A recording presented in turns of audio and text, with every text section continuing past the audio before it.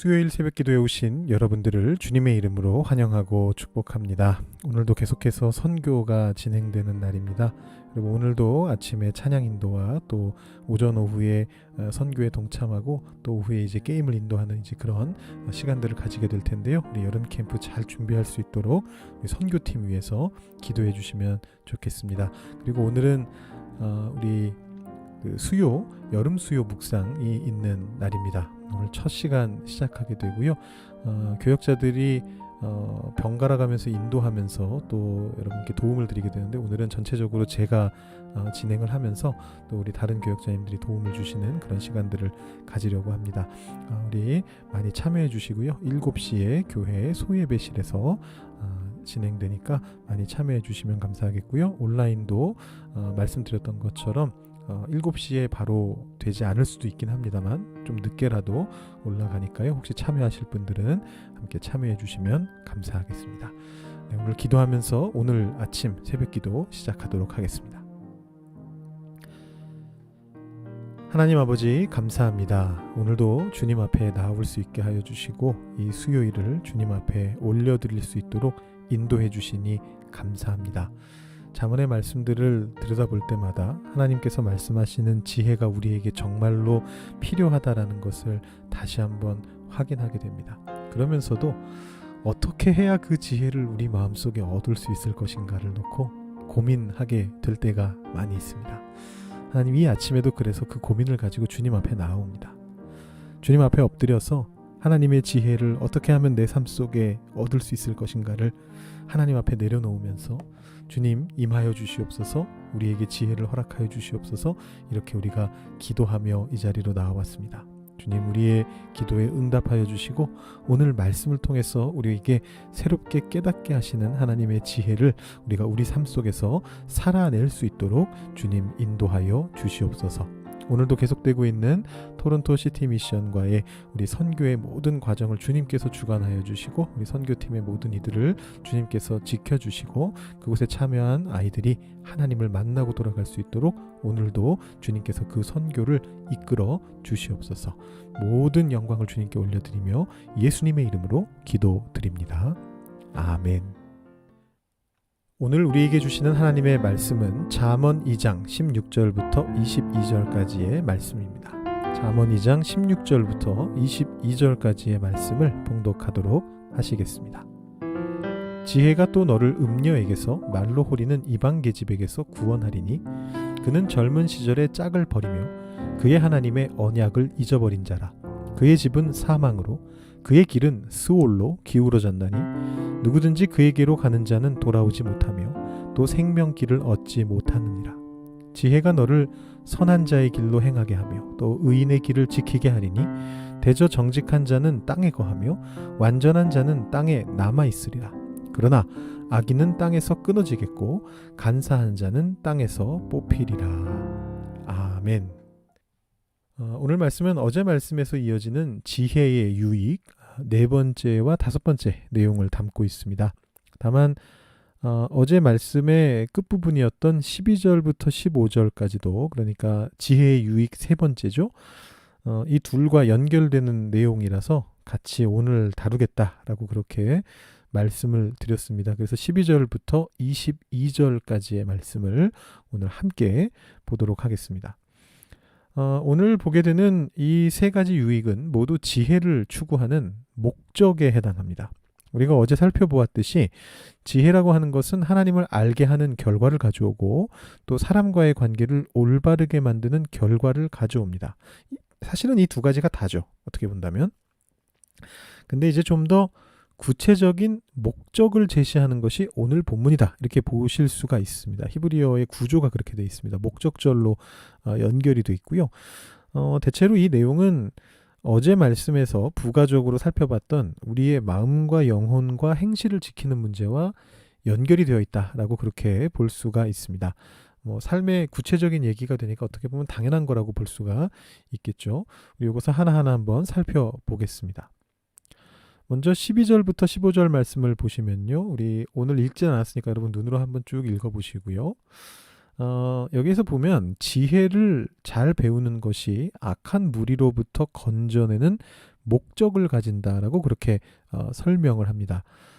여기 보시면 잠언에서 많이 나오게 될 표현 중에 길에 대한 표현이 있습니다.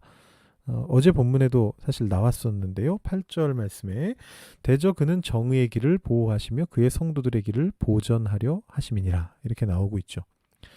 반면에 오늘 본문, 정확히는 어제 본문입니다만 이 12절 15절 말씀을 보시면 악한 자의 길이 굽어 있는 길이다 이렇게 이제 설명을 하고 있습니다. 13절에도 15절에도 특히 15절에 이렇게 나오죠. 그 길은 구부러졌다. 여러분, 길이 굽었다라는 것이 무슨 뜻입니까? 어딘가를 찾아가야 되는데 그 길이 굽어 있다면 어떤 일이 벌어지겠습니까? 옆으로 굽었다면 목적지에 도착하지 못할 것이고요. 혹시라도 그 길이 위아래로 굽어 있다. 그러면 절벽으로 떨어져서 죽게 될 것입니다. 악의 길은 그런 것이죠. 목적지에 도착하지 못하게 하며 죽음으로 이끄는 것입니다. 악한 무리와 어울리는 것은 그 길로 같이 걸어 들어간다라는 얘기입니다. 그런데 이제 지혜가 인생의 파멸의 근원이 되는 그런 어떤 나쁜 사귐을 막으려는 그런 목적을 가지고 있다라는 것입니다. 그래서 이 지혜가 우리의 마음에 들어와서 우리의 마음과 영혼과 행실을 지키게 되면 나쁜 사귐을 가지지 않을 수 있도록 막아준다라는 것이죠. 16절부터 19절의 말씀에서는 지혜가 음란함과 이방의 풍습으로부터 우리를 지켜주려는 목적을 가진다 이렇게 말을 하고 있습니다. 앞서 악한 무리들의 삶이 길이 굽은 것과 같다 이렇게 말을 했는데요. 여기에서도 음란한 자의 길이 스올을 향한다, 그리로 기울어졌다 이렇게 묘사하고 있습니다. 스올은 이 구약 성경에 나타나는 죽음의 세계죠. 신약에서 말하는 지옥과는 조금 다릅니다만 이런 경우에는 비유적인 지금 표현으로 쓰이고 있기 때문에 지옥과 똑같다라고 생각하셔도 크게 무리는 없겠습니다. 사망으로, 스올로, 곧 지옥으로 빠져들게 만드는, 그래서 생명길로 다시 돌아 나오지 못하게 되는 어떤 그런 모습들을 오늘 말씀 속에서 18절 19절에서 언급하고 있습니다. 여러분, 뭐가 떠오르십니까? 마치 그 개미지옥 같은 거 떠오르지 않으십니까? 여러분, 개미지옥 아십니까? 명주잠자리 애벌레가 이제 모래 속으로 파고들죠. 그리고 깔때기처럼 언덕을 만들어 놓습니다. 그래서 그 안으로 들어오는 곤충은 빠져나가지 못하게 모래를 막 이렇게 흔들어 가지고 잡아 끌어서 내려 가지고 구멍에 빠지면 쪽쪽 체액을 빨아먹습니다. 여기서 음란한 여인은 직접적으로 성적인 어떤 음란함을 이야기한다라고 볼 수도 있고요. 아니면 비유적으로 하나님과의 언약을 깨트리게 만드는, 여기 보면 17절에 그런 표현이 나오죠. 그의 하나님의 언약을 잊어버린 자라. 이방 풍습 같은 것을 나타낸다 이렇게 볼 수도 있겠습니다. 앞쪽으로 본다면 이제 평범한 사람이 이제 세계 한번 빠져들게 되면 잘 헤어나오지 못하는 이제 그런 경우들이 있죠. 그런 경우를 묘사하고 있다고 볼 수도 있고, 아니면 하나님의 반대 방향으로 빠져들어가는 것을 성에 빗대서 묘사했다라고 그렇게 볼 수도 있는 것이죠. 근데 이제 여기서 한 가지 생각해 볼 게 있는데요. 잠언은 전체는 아닙니다만 잠언의 상당히 많은 부분은 솔로몬의 것으로 돌려집니다. 1장부터 9장 같은 경우에도 우리가 지금 읽은 이 2장도 1장 1절을 보시면 솔로몬의 잠언이다라는 그 표제 아래에 묶여 있습니다. 그런데 오늘 말씀은 솔로몬이 했다고 본다면 참 당황스러운 말씀입니다.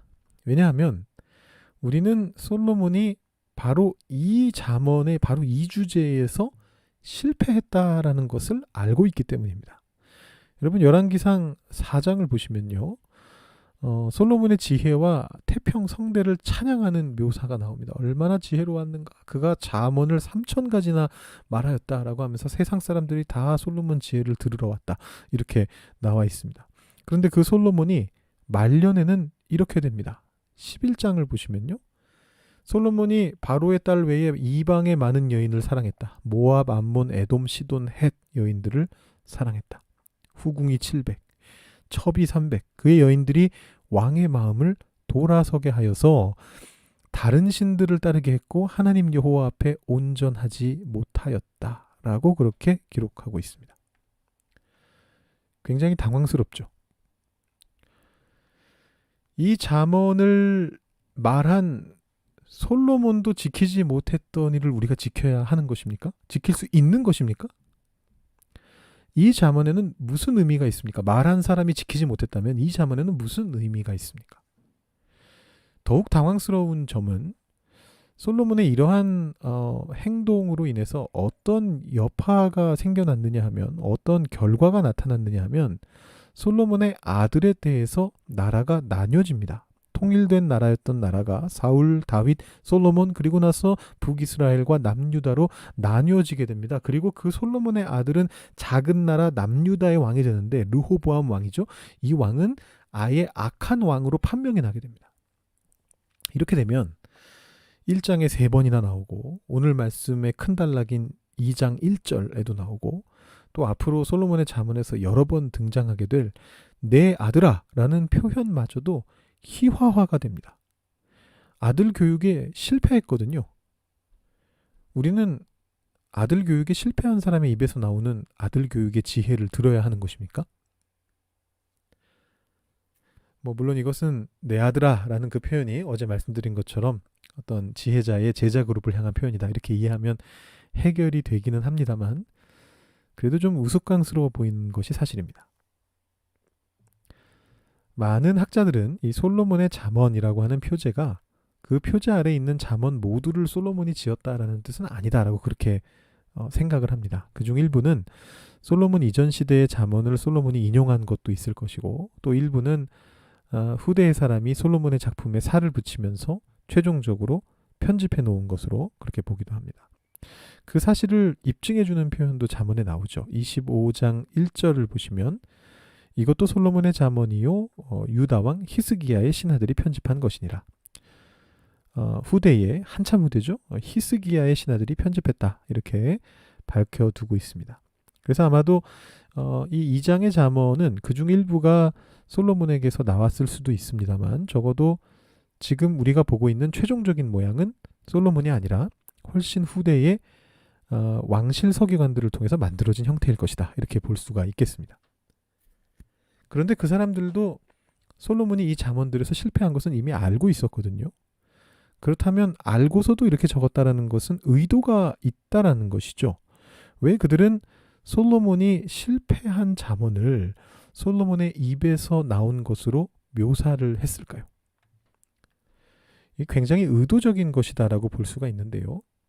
사실 그 사람들만 알고 있는 것이 아니고 이 잠언을 읽는 대부분의 독자들도 이미 다 알고 있습니다. 솔로몬이 위대한 지혜자였다는 것도 알고 있고, 그가 말년에 이방 여인들로 인해서 신앙적인 어떤 실패를 경험한 것도 다 알고 있습니다. 그렇기 때문에 이것을 알고 읽는 이들에게 오늘 말씀은 아마도 굉장히 아이러니하게 들릴 것입니다. 그게 의도적이었다라는 것은 이런 뜻이죠. 그만큼 이것이 쉽지 않은 길이구나라는 것을 강렬하게 보여줄 수 있는 방법이라고 볼 수 있습니다. 문학적인 기법이라고 볼 수 있습니다. 솔로몬조차도 실패했으니까 우리도 못 지켜, 이것을 의도한 게 아니고요. 이것이 그만큼 힘든 것이고 그럼에도 불구하고 열심히 추구해야만 하는 것이구나. 실패하는 와중에도, 그런 지혜자조차 실패하는 것이지만 그 와중에도 늘 경계하면서 그것을 지키려고 노력해야 하는 것이구나. 그것을 보여주기 위해서 이런 표현 방식을 사용했다라고 우리가 해석해 볼 수가 있습니다. 마지막 20절과 22절 여기 말씀은 이제 긍정적인 목적이 나오고 있습니다. 앞에 두 개는 악의 무리를 피하라, 이방 여인을 피하라, 피하게 해준다. 그것이 지혜의 목적이다, 이런 표현이었고요. 이제 마지막은 긍정적으로 선한 자의 길로 가게 한다라는 것입니다. 오늘 말씀 전체에서 길에 대한 이미지가 아주 강하게 나타나죠. 제가 언젠가 말씀을 전하면서 이 길에 대한, 방향에 대한 어떤 말씀을 드린 적이 있습니다. 토론토에서 밴쿠버 가려고 하는데 일본 고속도로를 타고서 뉴펀들랜드 방향으로 신나게 달리게 되면 제 아무리 좋은 차를 가지고 빠른 속도로 달리게 된다 할지라도 목적지에서는 더욱 빨리 멀어지게 되는 효과가 있는 것과 마찬가지다. 그런 말씀을 드린 적이 있는데요. 바른 방향성을 가진다는 것이 정말 중요하다는 것입니다. 하나님의 말씀이, 지혜라고 하는 것이 이 바른 방향성을 우리에게 알려준다라는 것이죠. 악인의 길이 아니라 음란한 자의 길도 아니라 선한 자의 길, 정직한 자의 길로 인도한다라는 것입니다. 여러분 잘 아시는 존 버년의 철로 역정을 보시면요. 위선자가 가는 길에 대해서 뭐라고 표현하느냐면 이것은 지옥으로 가는 샛길이다. 이렇게 부릅니다. 선한 것처럼 보이지만 지옥으로 가는 길이다. 샛길이다. C.S. 루이스의 스크루테이프의 편지에는 더 재미있으면서도 더욱 섬뜩한 그런 표현이 나오는데요. 이런 표현이 나옵니다. 지옥으로 가는 길은 서서히 빠져드는 길이다. 경사도 완만하고 땅도 폭신폭신하고 걷기 좋다는 거죠. 급회전하거나 유턴할 일이 없는 이정표도 푯말도 없는 길이다. 그냥 따라 내려가면 서서히 빠져들어가게 되는 그런 길이다. 이렇게 말을 합니다. 우리는 악을 피하고 위선도 피하고 지옥으로 가는 완만한 편안한 걷기 좋은 길을 피하고 비록 좁은 길일지라도 선한 자의 길을 정직한 자의 길을 걸어나가는 하나님의 사람들이 되어야 하겠습니다. 그 방향이 옳은 방향입니다. 여러분 세상을 향하여 선하고 정직하고 정의로운 자로서 걸어나가시는 여러분들이 되시기를 주님의 이름으로 축원합니다. 기도하시겠습니다. 오늘 말씀 생각하시면서 기도하시고요. 여러분 개인적인 기도 하나님 앞에 올려드리시고 오늘 예배 마치시기 바랍니다.